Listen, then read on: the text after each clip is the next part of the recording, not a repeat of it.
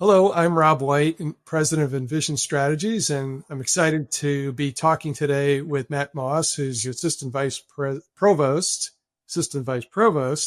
of Hopkins Dining and Auxiliary Services at Johns Hopkins University in Baltimore. Great to see you, Matt. Good to see you, Rob. Yeah.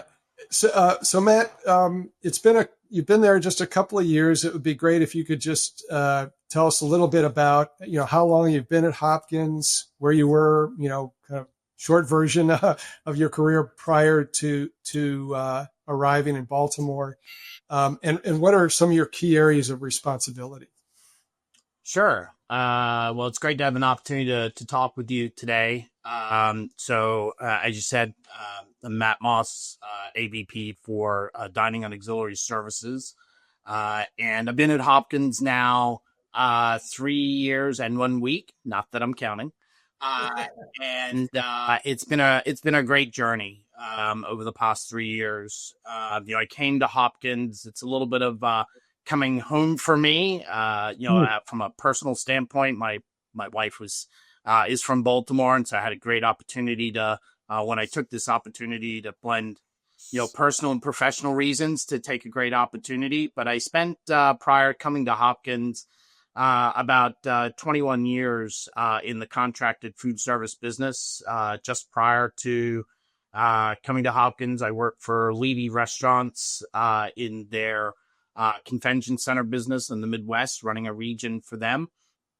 And then prior to Levy, I spent 17 years with Airmark in a wide array of scopes in their convention business. I spent a year in China with the Beijing Olympics Yeah. and supported the London Olympics, a few years in higher education at the College of William and Mary, some time in healthcare at VCU Medical Center. So a pretty diverse background on the food and beverage side. Mhm. And this was just a great opportunity to come on board. And I came on board when the university had just made a decision to transition away from a contracted food service into a self-op operation. Yeah, and I know there's a lot that folks I think would love to hear about regarding that transition.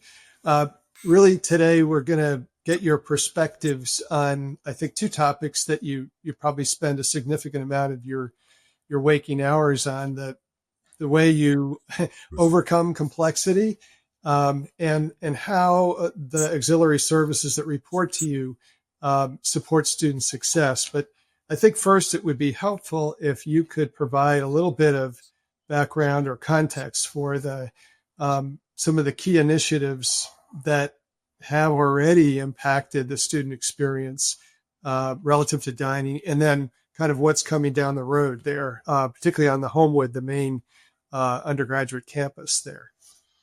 So it's certainly been a busy 3 years since we've been on this journey. Not only from the transition of self op, but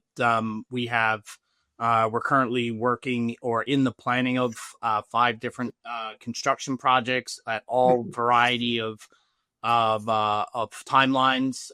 We have a new student center coming online next summer. We have an Agora Institute that's being built right now, and we'll have food and beverage operations in that space coming online in the spring. There's a DSAI building that's being built on the far side of campus where we'll have additional food service operations in the future, sometime in 2028 or around that period. And then, we've got a huge project that we've been collaborating on in the reimagining of the Hopkins Cafe, which is our largest residential unit, and Mhm. really rethinking how that integrates with the rest of our campus, and really brings forward the student experience, really tying in dining to really being a part of the socialization of campus and the living Yeah. learning vision that we have as an aspiration for the university, that we can provide an environment where students are certainly here to learn, but in their time when they're not necessarily learning in the classroom, how are they having an incredible experience here at the university that really um, strengthens their connection to the university and the city of Hmm. Baltimore as a whole. Yeah, right. There's a number of things in there. In addition to the kind of the development, as you mentioned, the Hopkins redevelopment or reimagining of the residential dining experience through the opportunity of a new replacement dining hall. Um, the you mentioned kind of also engaging with the city of Baltimore, which, as I understand, several of the outlets in the new student center will be done by local partners. Is that? Can you say a little bit more about that? Yeah, so we really, as part of our university initiative called Hopkins Local, Mm, really having a connection to the city. We have a large international population. We have a lot of people that mhm, are not necessarily from the Baltimore, Maryland area. And how do we really give them an opportunity to have an experience of what our life is here in Baltimore? mm, And we see this as an mhm, opportunity to integrate this into our dining operations. And mm, so when the new student center opens, we have six locations in the food hall that will all be operated by subcontractors, local restaurant partners. So we have no national brands on our campus. mm. That's a commitment that we've made to Yes. really integrate the city of Baltimore onto our campus. And then as well as the restaurant that is going to be on the third floor that will have a coffee by day, adult beverages by night piece to it. That will also be operated by a local restaurant partner as well. Mm, And we see that there's not only real value. I think there's obviously some financial value to those partners in taking the opportunity, but as it's as much about giving our students, staff, and faculty a with no pun intended, a taste of what Baltimore does have to offer, and giving those businesses an opportunity to expand their brand growth and be exposed to a large population in the center of the city. yeah. Well, kind of going to that rather broad topic of overcoming complexity. You just mentioned several things that in themselves introduce complexity. The idea of integrating local businesses that may or may not have had experience working in a university environment, much less serving students on a regular basis. But then even your the process that you went through, which it sounds like was already a bit underway by the time you arrived on campus, of transitioning from an outsourced program, which I believe it had been outsourced for many, many years. So building a new program, essentially a new department, and then converting it. So I think this is just a grab any one of those or other things in terms of the kind of complexity that you're facing. How have you addressed those, and what would you have to share with our colleagues here? Well, I think there's lots of moving pieces there, and yes, you are correct. So the university had been contracted out for 50 years as a contracted service, and there's lots of complexity to that. Lots of plenty of plenty of contractors had an opportunity to deliver the experiences, and I think for the university it was around an opportunity to align the dining program with its overall vision and mission, and Yeah. really be able to make choices for um, what was best for our students and have the flexibility to be able to be nimble enough to do that. Yeah. And so, Yeah. I think, some of the complexity that we faced was, building a team from scratch, from the ground up. We, did not assume, very many of our, prior contractors, management team. So Sure. building that up, building the systems, developing recipes, having to acquire both vendors, a production system, and the building of recipes within those systems. We had to negotiate a brand new CBA agreement with our union team, Right.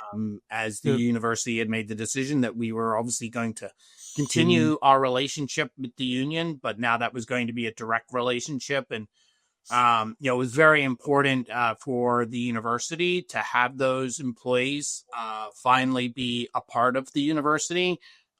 Just this last week, we were able to celebrate one of our long-term employees who just celebrated her 50th year at Hopkins, and she actually came on board just after the transition to going contracted had happened. And so, Wow. for 50 years, for 47 of those years, she was a contracted employee, and now there was the opportunity and it was great to be able to celebrate her 50th as truly a part of the university, which, I think just provides a great sense of value and appreciation for that. So, Ooh, wow. there were definitely a lot of moving parts. I'd like to share with my team that the journey to becoming self-op was one part of our complexity. But really the journey beyond that first day of making the transition and really trying to grow our program and build in unique pieces that engaged our students was really the next part. And I see the trend, our journey to be really in three stages. The initial stage of planning and understanding what we needed to do to make the transition. This secondary stage that we're in right now, where we're trying to really be focused on engaging students, operational effectiveness, operational accuracy, focusing on things like, ensuring our teams are following recipes and production sheets, and we're managing our business accordingly to get the right financial outcomes. And then the third stage of this is really going to be what the future looks like. And we're really focused on, our infrastructure build out. And, that goes to many of the buildings that I talked about previously that are going to be coming online here in the next few years. But also, what does the vision for the future look like long term? And we're really starting to start that planning process to ensure that we set ourselves up for success in the long term, and not just focused on what's happening here over the next couple of years, so that we've got a good plan going forward. Well, you've listed a number of things that are all about how you execute, the experience. I'm wondering about how the campus, your colleagues and other, not, outside of really even student affairs, but maybe even within student affairs and, housing, but also on the academic side, how have they responded to your, I guess, this whole transition? Because it's been so long. I'm astounded. I didn't realize it had been almost 50 years. Do you, and how have you been managing those relationships? So it's been, I think it's probably been one of the most positive outcomes that we've had. We've really tried to build a team that is focused on finding a way to say yes. That may not always be the yes that everyone wants and likes, but let's find the right way to say yes. And so I think, prior to our operations, I think there was a little bit of a disconnect, and dining sort of, operated upon itself, and it was just something that happened at the university. We've been very focused in integrating our team into all facets of the university. Our dietitian works side by side with our student disability services and our student health and wellness. They work closely with those groups. Our sustainability manager is, entirely integrated into the university's sustainability department, and works hand in hand with them, so that we're aligned with what we're doing, and that when we're thinking about things to do and change, we're asking questions. I think the biggest response, the greatest response that we've probably gotten is that, we continue to hear, a appreciation for us asking people what they think. And there's been, a intentional outreach that we've wanted to ask, whether it's been students, staff or faculty, department heads, university administration.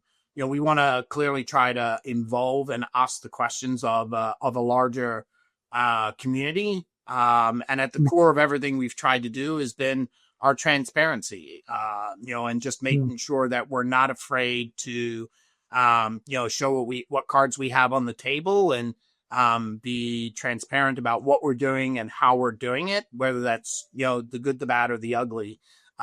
We want to just make sure that we can share what we can with the Hopkins community, and I feel like that's been greatly appreciated across the university. Mm.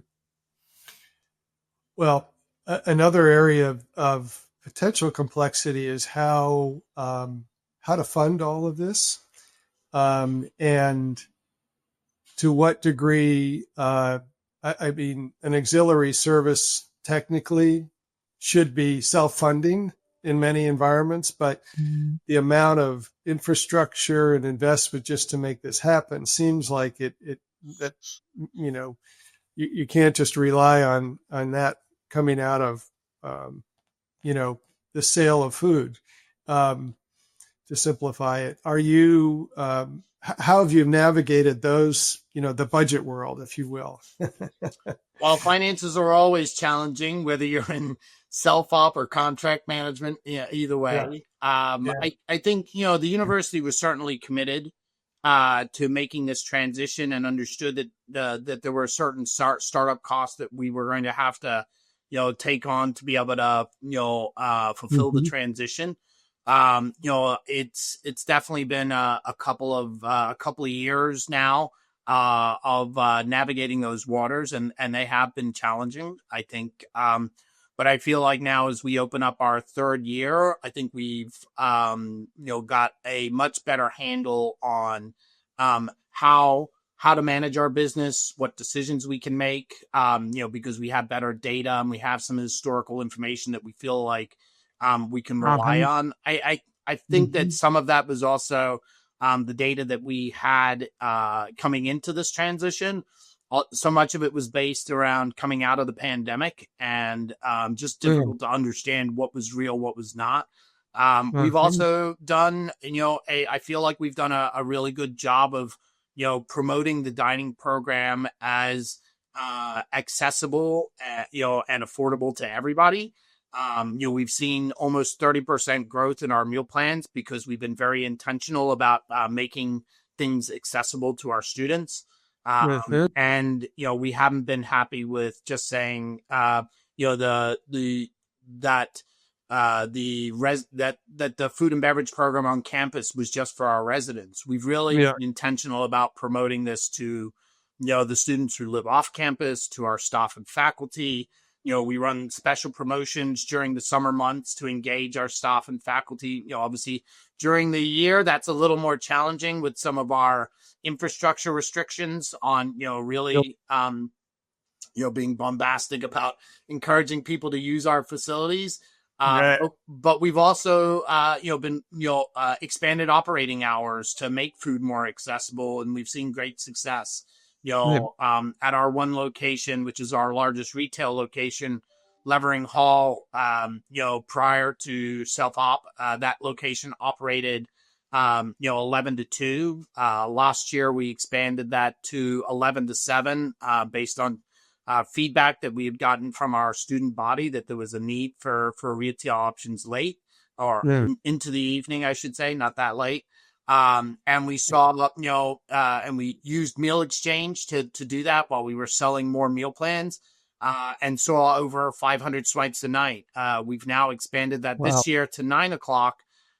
And, I know it's early in the semester, but, we are up to about 800 swipes a night at that facility, without really diminishing the the load of capacity at our other buildings. So we're still seeing the same volumes that we saw at our other locations, but we've Wow. grown it here, which I think just shows that, if you're intentional about making food accessible to all, and really promoting that our program is for everybody on our campus, then you can have the success that you have that goes along with that. Yeah. Well, that's incredible. The student success piece of that, I do recall kind of historically Hopkins Homewood campus has really focused a lot of resources on the residential students, the undergraduate residents. And certainly that's a big part of it. I believe part of your forward initiatives are to increase the amount of on-campus residents. Um, but what are the kind of the specific ways that you're addressing the non-resident and, graduate faculty staff? Have you developed special meal plans for them or offerings, or are there certain, you mentioned hours, but that might also be more tuned to the resident students. But yeah, how are you kind of expanding the umbrella, if you will, or the tent? Yeah. So I think, probably at the core of it has been our marketing team. And they've really been intentional about the promotion of the value of meal plans to students who do not live on campus. Mm, Understanding that not every campus is on, not every student is on our campus every day, all day. mm. Mhm. And really targeting the opportunity to promote meal plans that support that, like our Block 50 plan, which we reintroduced this year. We added a kosher block plan, which was a Yeah, little unusual, but we heard from yeah. kosher observing students that was something that they wanted and gave them greater flexibility. Giving more plans with more dining dollars. So our retail location that I mentioned, Levering, is generally is a retail location, except really for the dinner period, and where we do meal exchange only during the dinner period, and that's intentional to help with the spread of traffic across campus. And so I believe that, our intentional marketing to those groups and our promotion that it really is a campus, our program is for everybody, that has been really important. That I think previously, it was assumed that if you only if you lived on campus, was that where you should be dining here on campus. Mhm. And we've Mhm. done, not only from our meal plans, but this year we did we had initiated when we first came on board welcome to campus party called the Blue Jay Bash, our first year. And that was really designed over the first 2 years to be for our meal plan holders, and working in collaboration with our student engagement and our Dean of Students office. We decided this summer that we were going to open that up to the entire campus. And so 2 weeks ago now, 10 days ago now, we threw that same party for all of campus, opened it up to staff, faculty, our meal plan holders, our non-meal plan holders.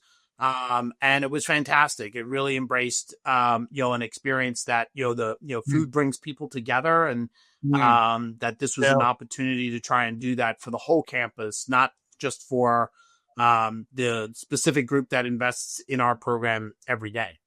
yeah. Well, that's fantastic. How many you know offhand? How many attended? We didn't, because it was open to everybody. We didn't Uh, necessarily take us, have yeah. everybody clock in. Um, but we estimate based on food and plates and, cutlery kits, about 3,100 students, and faculty and staff. So we saw a lot of staff and Wow. faculty at the event, as well as many of our students. And so it was a That, great event to see. yeah, that's fantastic. Thinking a bit more, and I'm still in kind of the framework of complexity. In, how have you? How did you? What's the process you went through to um, to bring local operators into the student center to find who they are and help prepare them, uh, for meeting the needs and operating in that environment when perhaps, I don't know if they have a bricks and mortar location in the city or if they're food truck operators. Or can you say a bit more about, how you engage them and how you're supporting them to be successful, or you Yeah. will be, I guess. Yeah. So we are still in that process. Yeah. So one of the things that we did is, and we're just starting our communication with many of them about whether or not there's a level of interest. So Okay. we started off with a list of little over 100 food and beverage operators around the city. Wow. That was a list compiled by student feedback, working with our alumni association, where we collected information about alumni who were involved in the food and beverage industry, which was a great list to get. And also, Hopkins has a 10,000 small businesses initiative that supports small businesses around the country. Getting a list of those that were located here in and around the city. So that list of over 100 restaurants came together. We refined that list down to a short list of not all of them, to your point, not all of them may have been appropriate in that space. Not all of them have a brick and mortar or an established business that's strong enough that might be able to do that. We also looked intentionally around our local community. So directly adjacent to the university, we have a number of food and beverage operations on St. Paul Street, leased operations within buildings. And just want to be conscious that our intent is not to put anybody else out of business, that our intent is truly to help build up the community. So looking for businesses that would complement and not cannibalize those businesses was really important to us, as well as looking across our campus and the things that we have already planned for or are planning for, to ensure that there's a good marriage between what we may put in the student center and that would complement the other things that we're doing on our campus.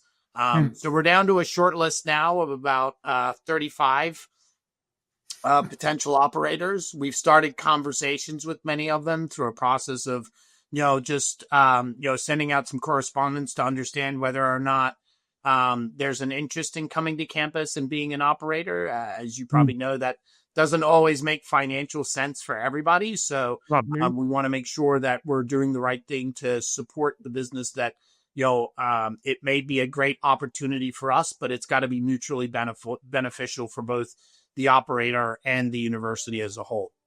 Do you anticipate? So, right, this obviously you're about a year out, a little less than a year out, and so you're still in the process of vetting and selecting.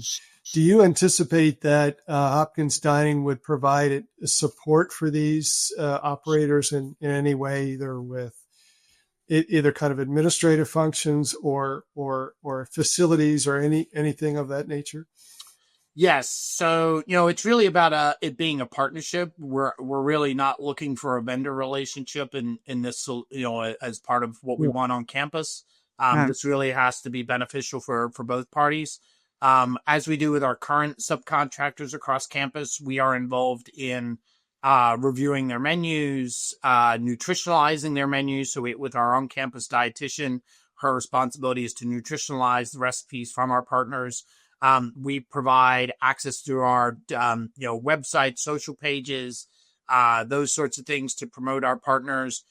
We support them with our own part of our Hopkins Dining team, from both a sustainability standpoint as well as a safety and sanitation standpoint, where we have leaders as part of that team that support our third party partners, or affiliates, as we like to call them. So it is intended that we are hand in hand in this, and that their success is our success. So they will have access to not only our team, but also any other resources on campus that'll help make them successful.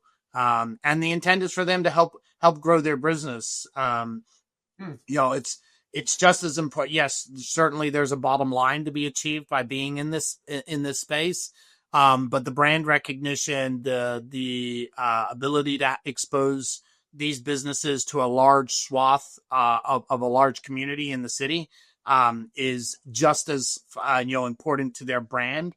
And we've seen that happen with a couple of other brands that Hopkins has been associated with along the way, where where we've been able to partner with them and get them exposed to other things and give them a path to have their products purchased by a large entity. That has really given some businesses that have been associated in partnership with the university a foot up, and we now see some of those businesses being in grocery stores all over the city, and having a much larger they've spread their wings significantly more, driven by a strong partnership with the university itself. Well, that's awesome. In a way, there's a bit of an incubator kind of opportunity there, and leveraging the resources of the university. Are really that's very cool. There's another aspect to complexity I'm thinking about with all of the development that you've mentioned, the infrastructure, the new operations. On the one hand, it sounds like you're really positioned for growth, and that growth may be just being able to service and engage a higher percentage of the campus population in dining every day. Is there too much? I mean, how do you view or manage the number of locations now? I mean, this is going to be quite a few more. Well, the 6 venues in the new student center. I guess the Hopkins Cafe is a replacement, but then you mentioned 2 other cafes that are going to be in academic buildings. So are these all additive, or is this yet to be determined? What are your, because it sounds like you're going to have a much larger program when all this is done. Yeah, that's certainly the hope that we'll have Okay. a larger program. And I think it's important for us to understand that we don't want to cannibalize our current program. So how do we, build these spaces that we create new growth and new revenue to support it? I think that is very, very important. I think at the core of that is really about our ability to one, drive that revenue to help support our program, and how we market and how we intentionally say we want our campus to be a part of the food and beverage community. We want staff and faculty to feel like they can intermingle with students in the places where they socialize and congregate and activate themselves to as part of learning outside of the classroom. So I think that's a real key part. We are cognizant, some of the spaces that are being built, on a part of the campus that is not as close to our undergrad population. Those spaces are probably more designed towards our graduate programs. And right now that many graduate students are not as ingrained into the food and beverage program or taking a part of it. And so we see some of this opportunity to provide them with resources and accessibility where they may not have had that before. But you're right. It is a little bit of a balance and a little bit of understanding, how traffic patterns are going to change. I think we're going to see that with our new student center, where, the traffic pattern is going to change significantly around that space. And how do we understand what that does to the rest of our campus spaces? And you are correct that the new Hopkins Cafe is really a replacement and of a facility that probably has not been updated in 30 years. So Yeah. it's in grave need to be updated. So that is Yeah. that is certainly a replacement. But as we take on new projects in the future, understanding that we don't want to overbuild. I think we have some spaces where Yeah. we have some opportunity to reduce the number of operations while keeping the amount of seating capacity available to students. I think it's balancing the number of operations. We certainly need the seats for people to engage, Yeah. but it may Yeah. not mean that where in some places on campus we may currently have 3 or 4 operations. That may mean in the future there's only one operation there, but still enough seating that people can sit and lounge and socialize and feel like they're part of the community as well. Yeah. Well, yeah, I think you've well covered, and I'm sure there's a lot more where this came from, but um, it does sound like there is a lot of complexity in your world right now. Really appreciate you joining us today and sharing kind of not only how you're navigating that, but really ultimately the outcome of this sounds like you'll have a much higher level of engagement with the overall campus community, which can only improve student success, I would think. So, well done. Encourage you, offering you encouragement to continue with your success. And thanks again, Matt, very much for joining us today.